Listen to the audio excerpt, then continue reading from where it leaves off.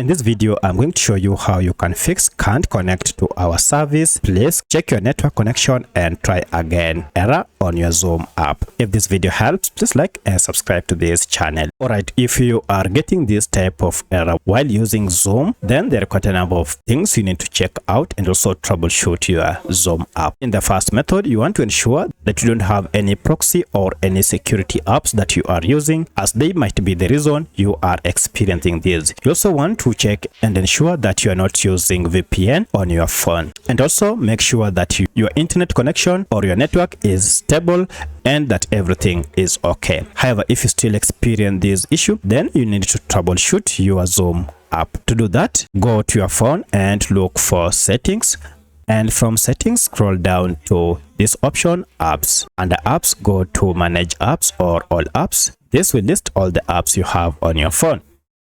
From the list, search for your Zoom app, and then this will take you to Zoom app info page. Now, while on this page, go down and tap on force stop. This will stop any background activities that might be causing this issue. Then you want to go to clear data and tap on clear cache and okay.